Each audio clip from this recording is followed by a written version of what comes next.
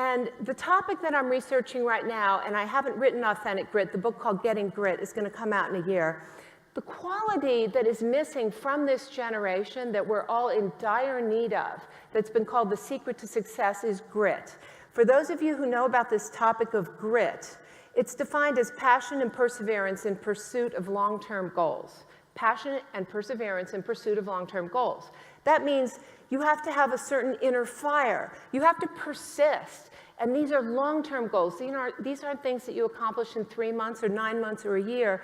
These are long-term goals. And this is the quality that's been called the secret to success that is missing. It's missing from our lives. It's missing from our culture.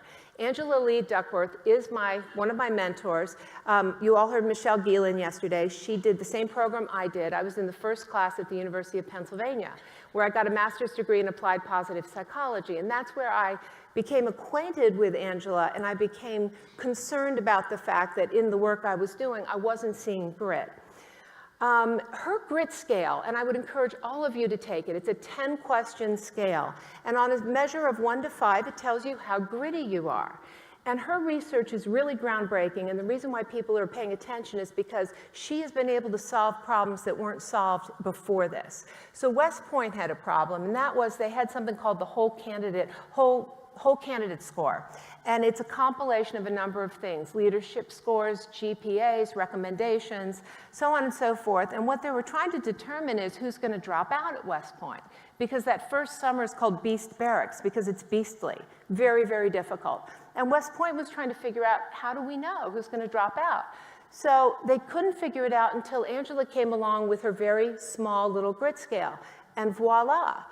Found that answering these questions about finishing what you start, doing things that are important to you, having passion, being lit up, that's what predicted dropping out at West Point. Since then, she has found that the grit scale also predicts a number of other hard things. One of them is finally in the National Spelling Bee at the age of 12.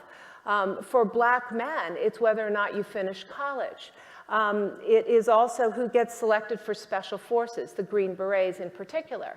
So on and on and on, what we're finding is that this ability to finish hard things, to be somebody who does what they say they're going to do, is predicted by this grit scale.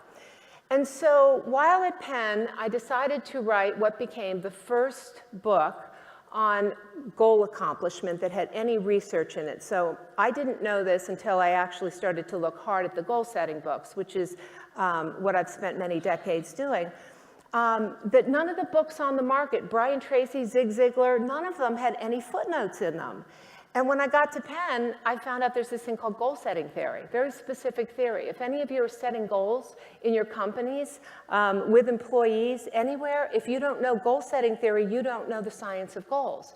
And so I decided to bring that out in the book called Creating Your Best Life, and I married it with something you've heard about already here, and that is the science of happiness or positive psychology. And so I was the first to bring this all out and show the public that all success in life is preceded by being happy first. So I grew up thinking that I will be happy if I accomplish a certain thing. And I think a lot of us grow up thinking this. I will be happy when I get this thing, that promotion, that car, that house, that man, that woman, that child, whatever it is. When I accomplish these goals, I'll be happy.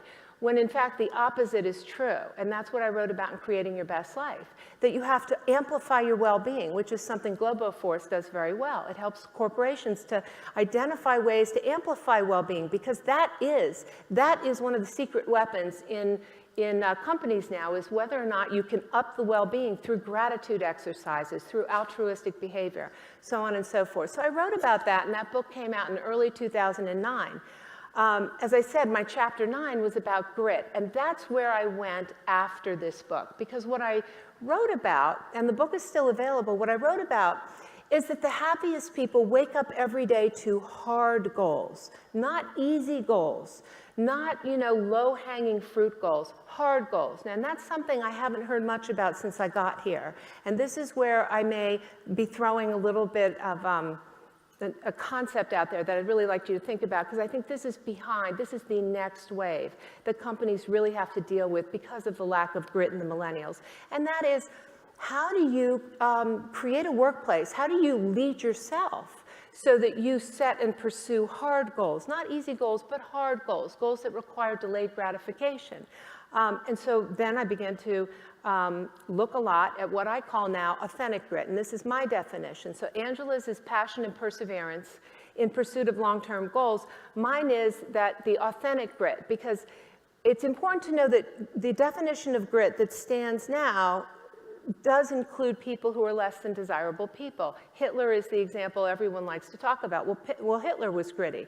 So I decided to create a definition that really encloses all of the things that matter in good grit. And I'm calling it authentic grit is the passionate pursuit of hard goals that awe and inspire others to become better people. And that's important. We're going to touch on that towards the end. It awes and inspires people to become better, to flourish emotionally, to have higher well-being, to have more gratitude, to have more contentment and joy, take positive risks, and live their best lives. And so that's what I've become most interested in figuring out is how do you cultivate this quality of grit? How do you cultivate it, and why does it matter so much?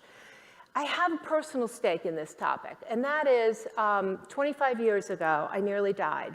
And I nearly died from an eating disorder called bulimia that all of you are familiar with, but back when I was struggling with it, nobody knew how to help anybody. So we were considered the unhelpables. We were the ones who were going to die because nobody got better. And I grew up with success. I had talent. I had success. I was a billboard. There was nothing behind me. What I didn't have was this quality of grit. So I went off to Harvard. I graduated magna cum laude. I think it's fascinating that all of these great researchers on grit, and Sean, and Tal Ben-Shahar, and Angela Duckworth, we're all from Harvard. So what does that say about Harvard? I don't know. But I think we all kind of get to this point where we realize we got here, we're not happy. Now what? And so I hit my very last bottom in 1984. I got married thinking marriage would make me happy because these other things hadn't made me happy. Swimming fast hadn't made me happy. Going to Harvard hadn't made me happy. Great grades hadn't made me happy. So what was really going on? So I hit my last bottom and I clawed my way. And when I say clawed, I clawed my way back to life. I did not know how to live. I had no role models. And I wrote the very first book by anybody who got better from bulimia. And that book came out in 1988. And talk about bombs going off. A bomb went off in my life. And suddenly I was on every talk show in the entire world. You name it, I was on it because I was a bug that needed to be studied by all of these people who wanted to understand, how do these people actually get better? And the reason I'm so proud of this is because overcoming bulimia is to this day the hardest thing I've ever done, and it's also the thing I'm proudest of. And it's also been the thing that has awed and inspired other people to get better. So I know my life has had purpose and meaning because I know people are alive today around the world because I wrote that book and started this whole genre of recovery. And so when I got to Penn and I heard Angela talking about grit and Marty talking about well-being and all the rest of it, what I realized in hindsight as I sat there was that I was positive psychology. I was someone who had to hit bottom and fail miserably, nearly die, and then in the seeds of that failure discover my strengths and discover what it was I wanted to live for. What was my passion? Why was I here? What was I meant to do? Not what was my family trying to get me to do, my teachers, my schools, my community, my elders, people I wanted to please. It was, what did I want?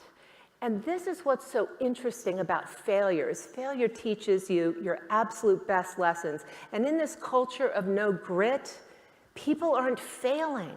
They're not failing. So a lot of them are not discovering what they're made of or what they even want to do. And so because I didn't have grit, I had to cultivate it. And that's why I have such a personal stake in this topic, because you don't have to be born with this quality, but you can cultivate it. And that's what I want all of you to leave here understanding, is that you can cultivate the qualities of grit. And if you do, you will change yourself, you will change the people around you, you will change your organizations, and people will be awed and elevated as a result.